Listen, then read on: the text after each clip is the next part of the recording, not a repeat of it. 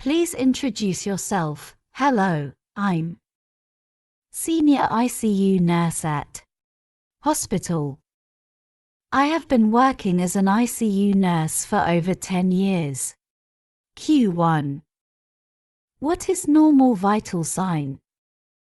Normal vital signs is a set of measurements that monitor a person's vital functions and health status.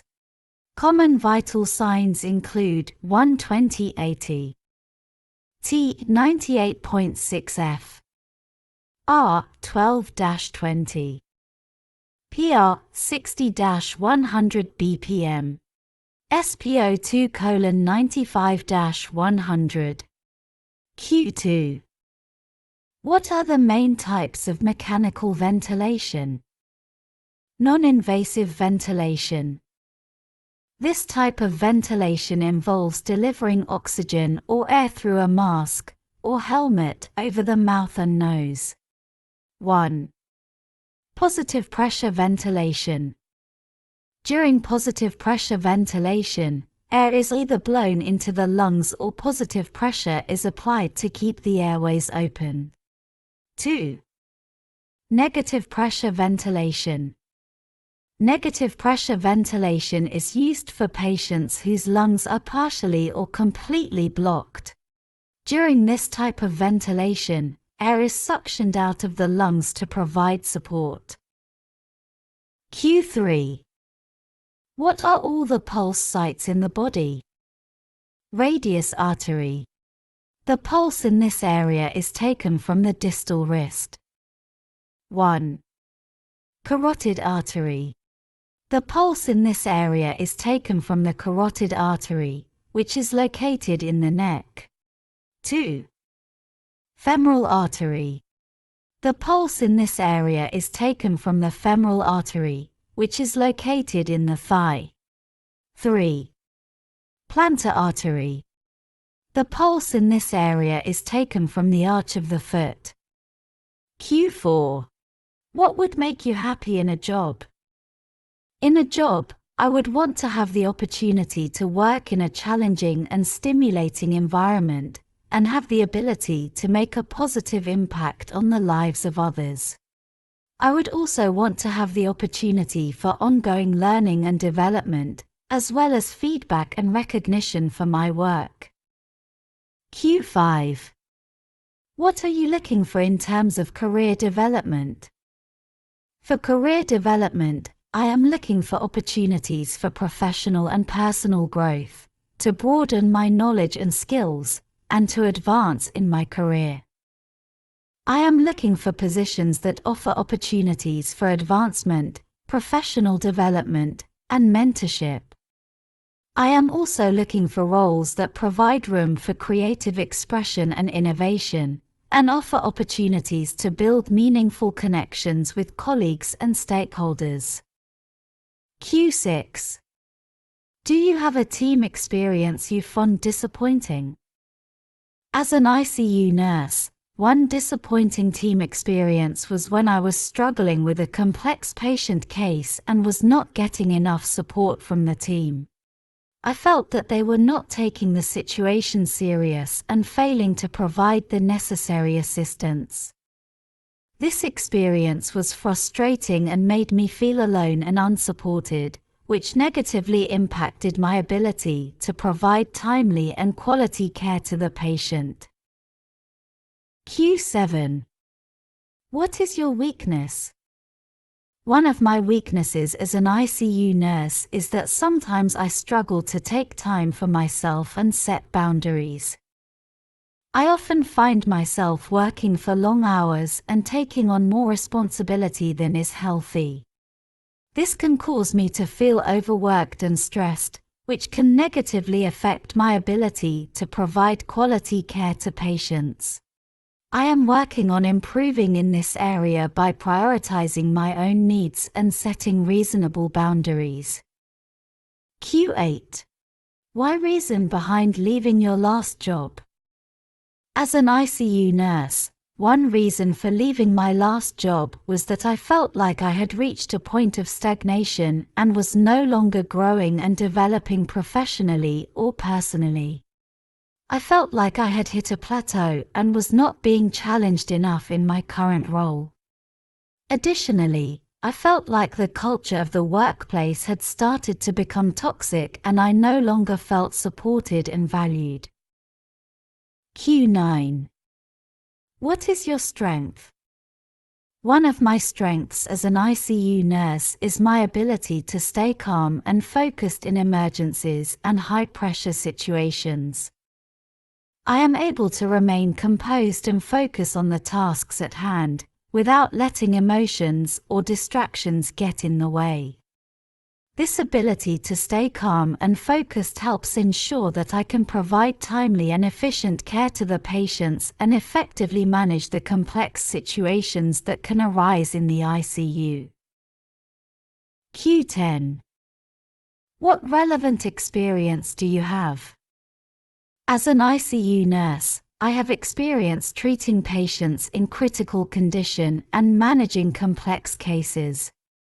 To achieve this, I have gained expertise in managing ventilators, administering medication, and assessing vital signs. I also have experience working in a high-pressure and fast-paced environment and communicating effectively with patients and their families. I am also familiar with various hospital protocols and procedures, and know how to work effectively with diverse teams of healthcare professionals. Q11. What techniques and tools do you use to keep yourself organized?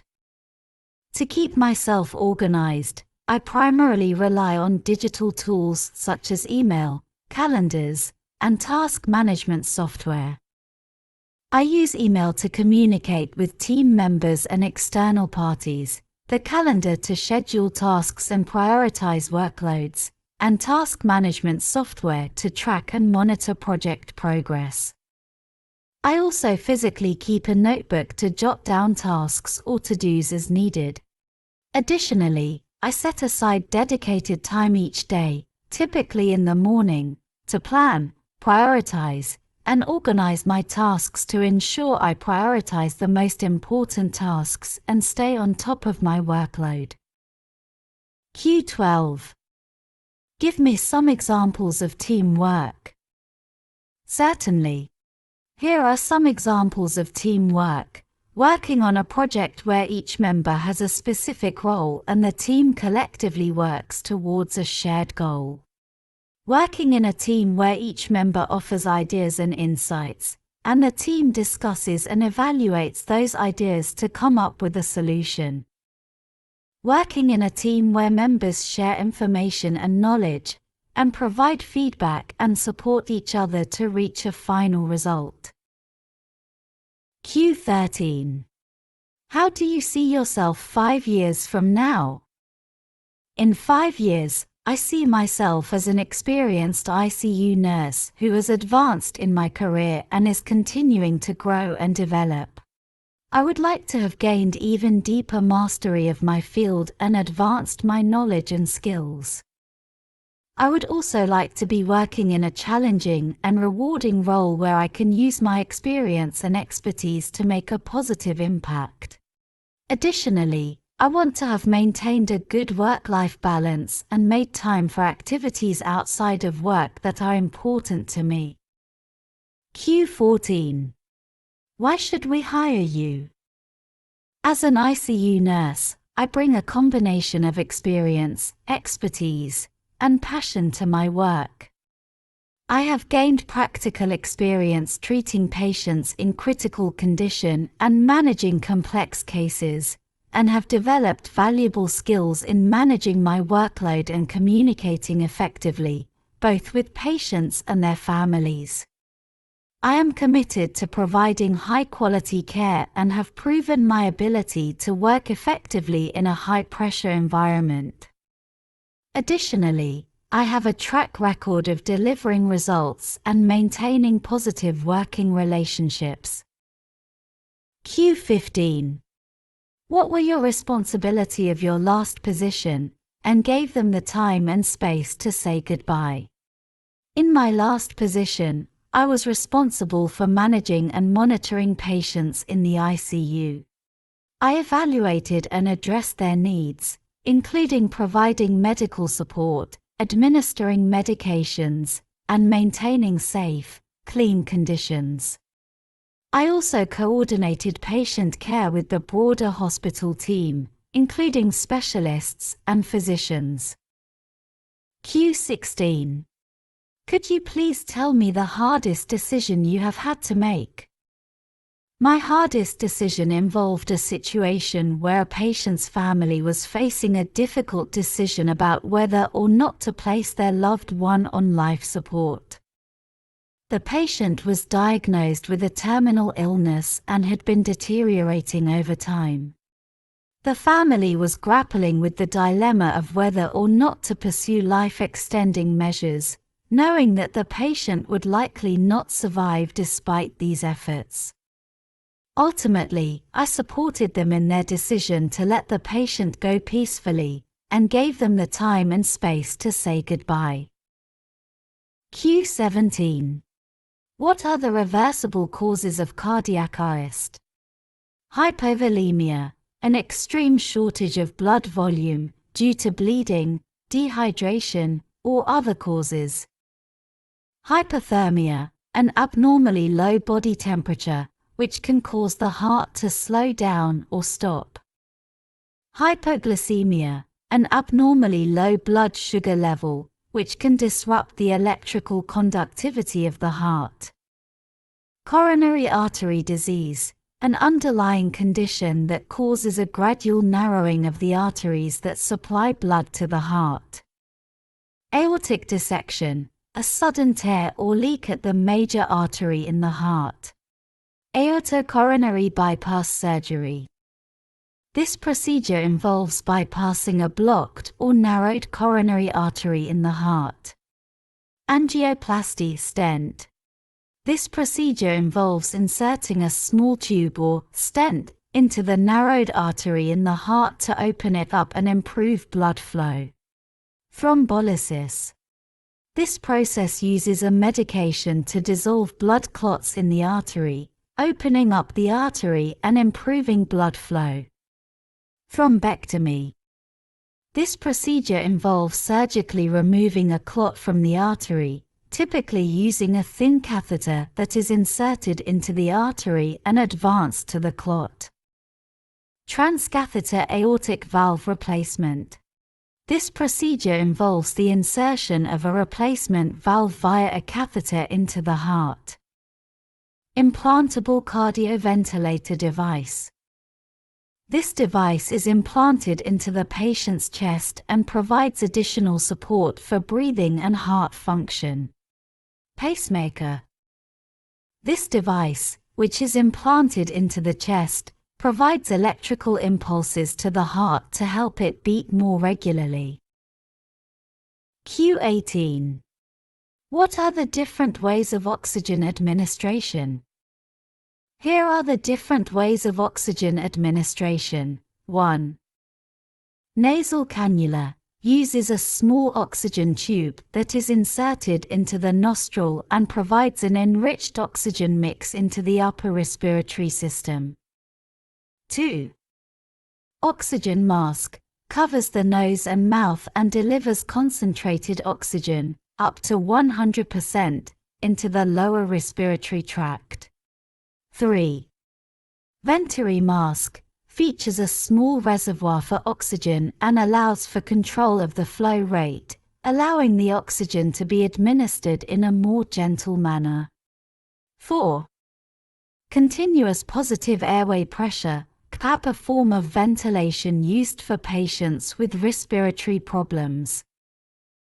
Q19.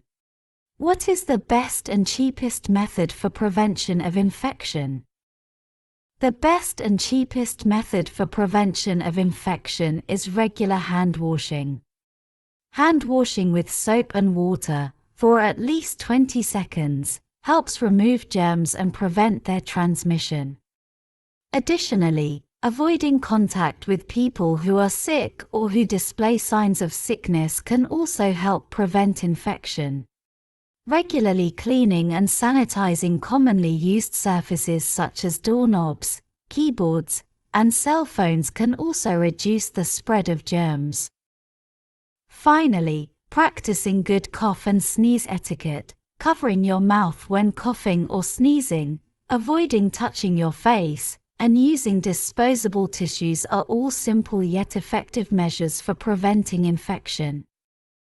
Q20. What are the modes of mechanical ventilation? 1. Volume-controlled ventilation. During this mode, the mechanical ventilator delivers a set volume of air for each breath. 2. Pressure-controlled ventilation.